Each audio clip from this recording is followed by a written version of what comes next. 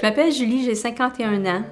Je demeure à Rigaud. Je suis née à Ville-la-Salle, puis à 3 ans, ou peut-être vers l'âge de 4 ans, 3 ans, je ne suis pas sûre, mes parents ont acheté une maison à Pierrefonds.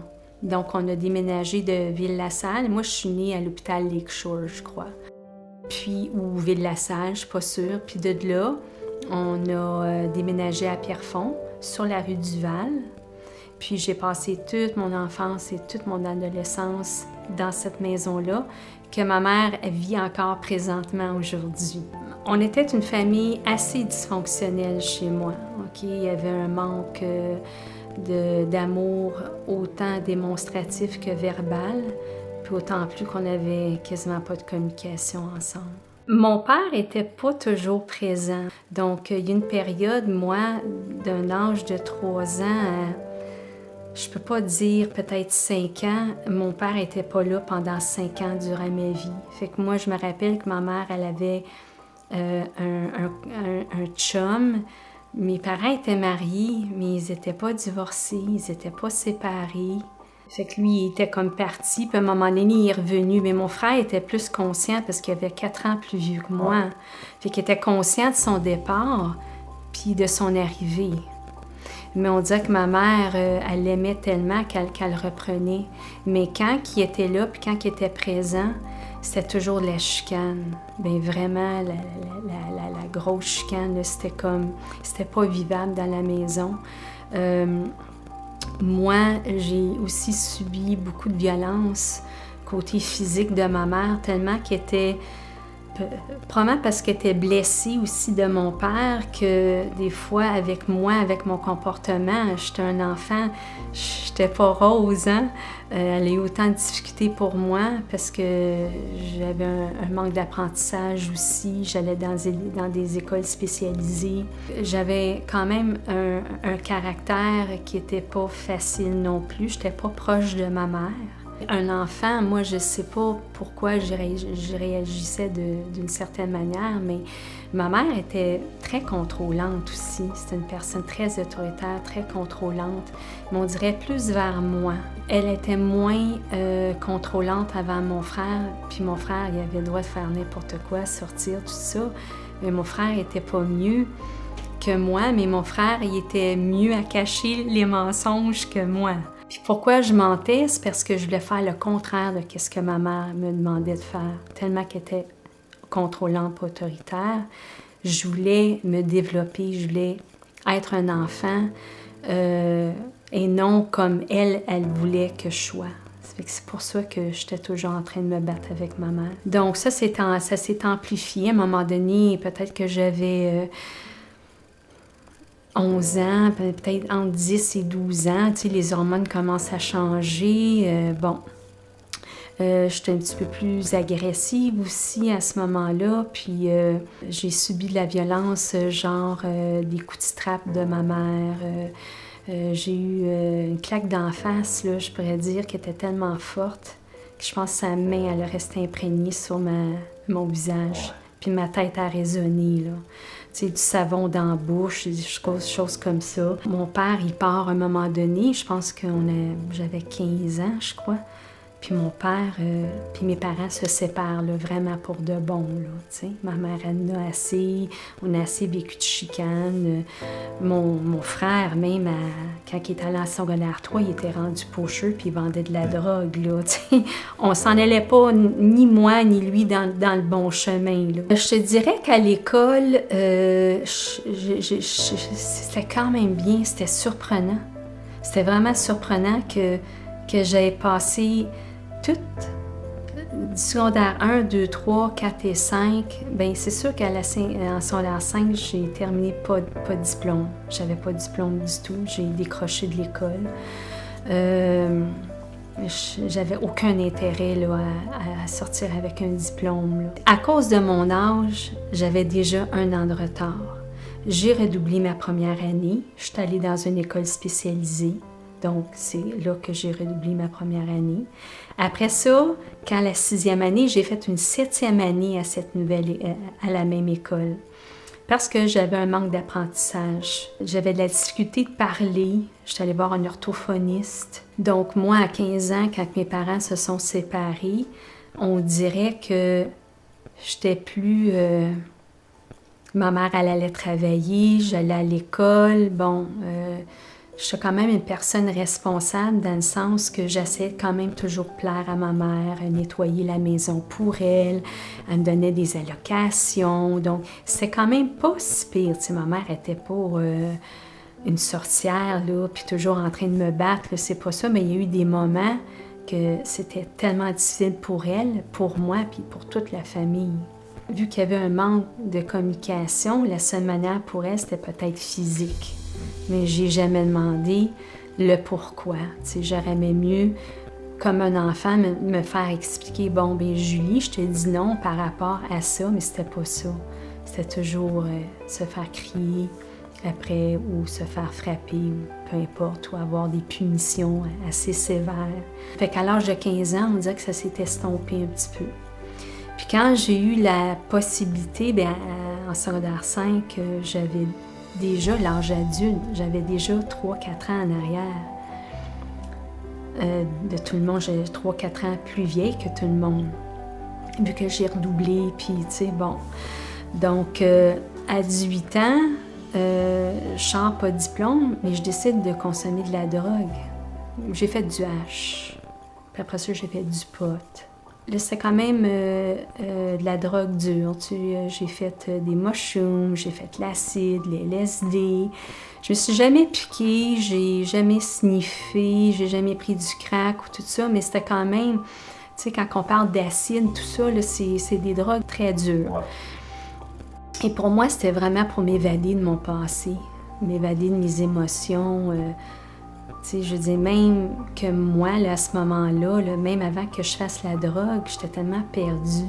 Je savais pas communiquer, j'étais stressée, j'étais angoissée, j'étais même perdue. Des fois, j'avais peur, j'étais toujours dans la peur puis l'angoisse. Puis la drogue, ben, tu sais, je veux dire, ça m'évadait, tu sais. Le temps que j'étais high, je pensais plus à tout ça, tu sais. C'est vraiment le sport là, qui m'a aidé à vraiment évacuer tout mon stress. Là. Ça n'aurait pas été de ça, là, je sais pas qu'est-ce que je serais devenue, vraiment pas. Parce qu'à un moment donné, je retournais à l'école, à Marianne, une école de décrocheurs, parce que je voulais aller chercher mon diplôme. Ça m'aurait aidé aussi à décrocher un emploi, puis faire autre chose que plongeur dans un restaurant. Donc, je suis allée chercher mon diplôme. J'ai arrêté la drogue. Je pense que mon diplôme à Marianne, je l'ai eu à 20-21 ans. J'ai arrêté la drogue à 30 ans. Ça peut être 31 ou 32, là. C'est vague. Mais j'ai arrêté la drogue, mais j'ai aussi changé mon environnement, hein, mes amis, parce que toutes mes amies, ça fumait, ça buvait. Bon. Donc, j'ai changé mon entourage, mes amis. J'ai quand même toujours travaillé dans la période où ce que je consommais quand même, puis j'étais toujours responsable. J'avais un loyer à payer, une maison, ben pas une maison, mais une voiture, puis bon. Fait que même si je consommais, j'étais quand même responsable. J'ai pas vraiment rien manqué, là. Je me suis pas ramassée dans la rue ou quoi que ce soit. Mais à 30 ans, essayer de faire du ménage dans ta propre vie tout seul, c'est un petit peu difficile. Fait que j'ai fait du mieux que je pouvais. Mais j'avais arrêté de consommer de la drogue. C'était une chose. Là, j'arrive en réalité avec mes émotions qui sont toujours là. Mais là, il faut que je fasse face à tout ça, là. D'être capable de communiquer avec les gens, d'être capable de ne pas être stressée, pas angoissée. Fait que je me suis lancée dans le sport encore. Mais le sport tellement extrême que ça vient te chercher là, un petit peu plus tard dans ta vie parce qu'à un moment donné, ça te brûle. Donc, j'étais toujours au niveau de l'anxiété, la peur était toujours là, toujours présente, même à 40 ans, même quand, à un moment donné, j'ai été embauchée à la STM. J'étais chauffeur d'autobus. Puis on dirait que être chauffeur, Puis après ça, j'ai été changeur, après ça, j'ai été opérateur. Puis opérateur, ben ça fait maintenant 5 ans que je suis opératrice de métro.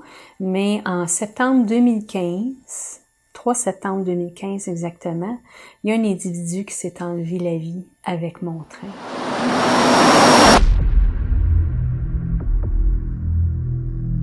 Ça, je peux dire là que c'est un choc total. Ça m'a complètement bouleversée. À sachant que j'étais anxieuse, que j'étais perdue, que j'étais angoissée, là, j'étais encore plus plat à terre. Je savais plus mon orientation, mes sens de mes valeurs, qui j'étais. On dirait là, que j'étais complètement perdue, anéantie.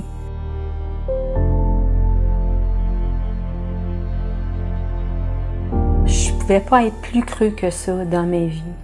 Mais j'ai pas repris la drogue. Je suis allée voir un psychologue pour trouver un sens de ma vie, pourquoi j'étais ici.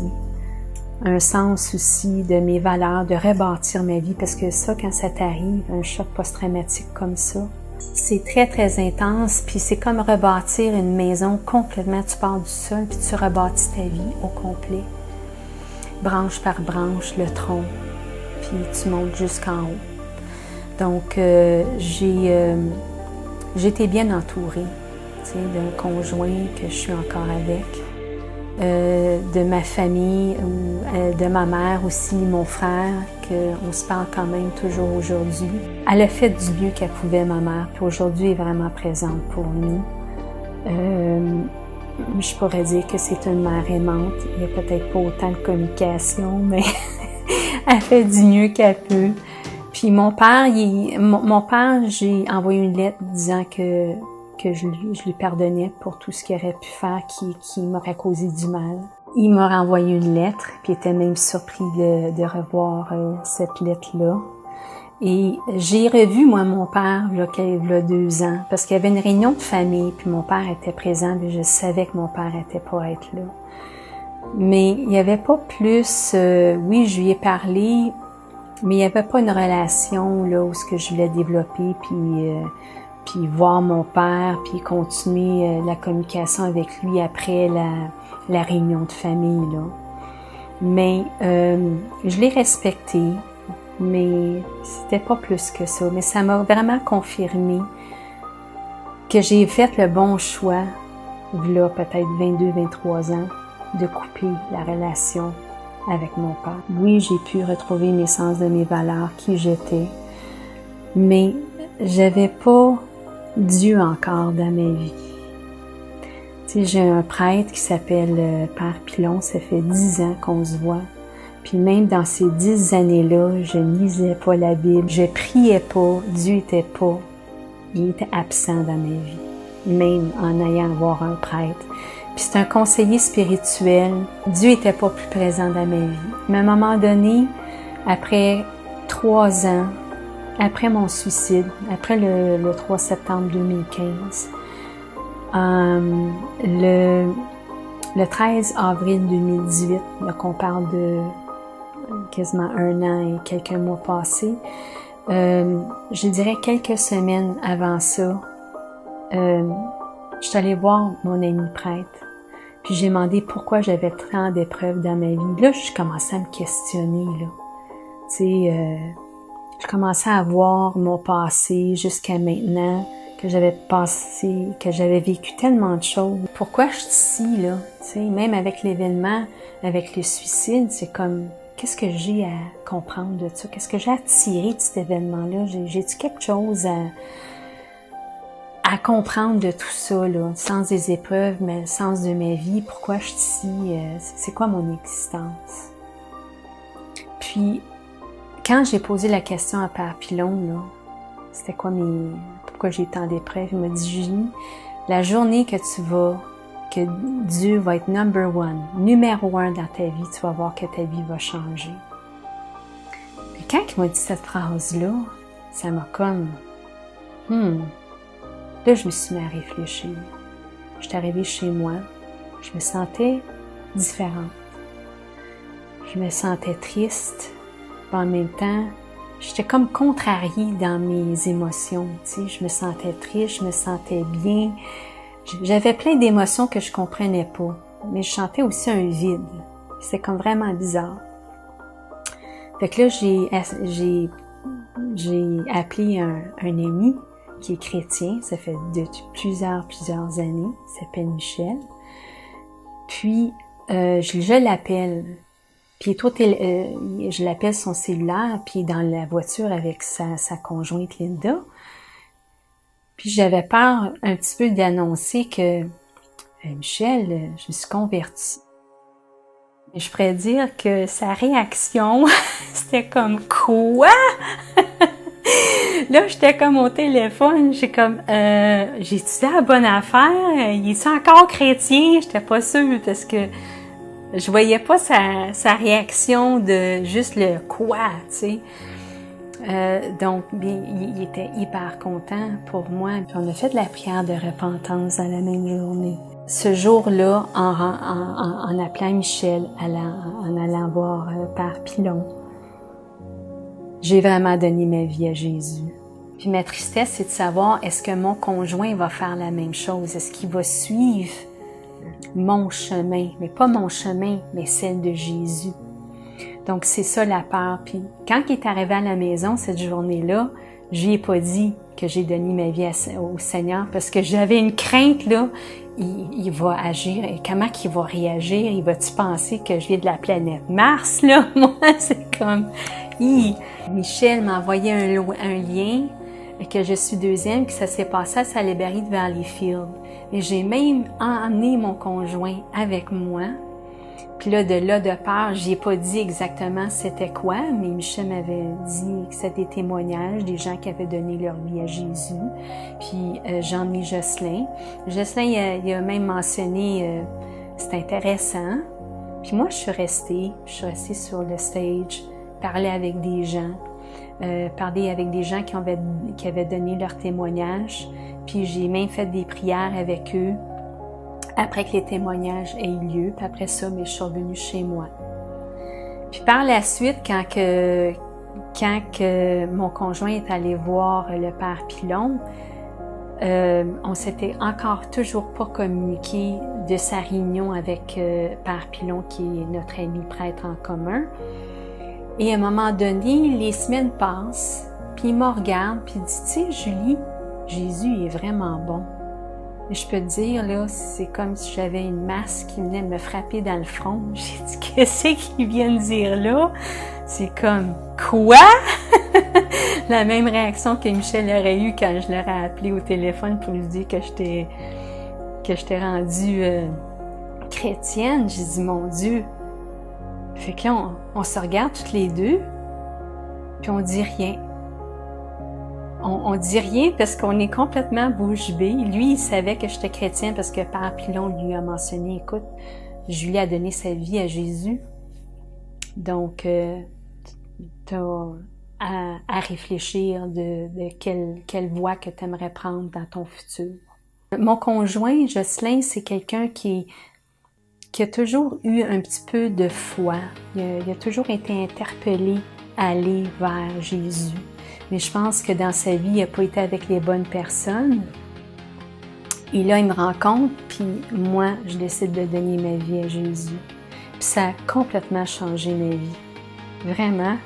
C'est tellement intense. Son amour est tellement intense. C'est complètement fou, j'en parle.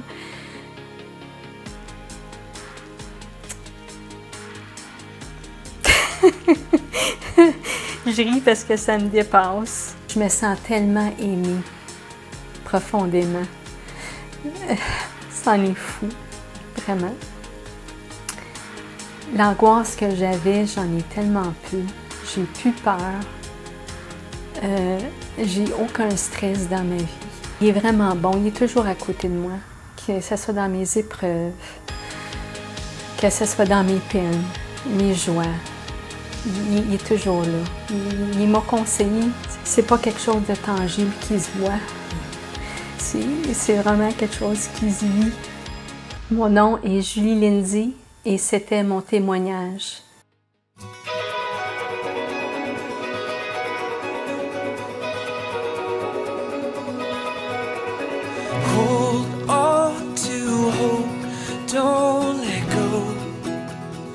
don't give up, there's rest for your weary soul, and time to heal, yet still you fight with what you're told, and hold on to your scars and wounds and paths of old. And I said, ooh, what would you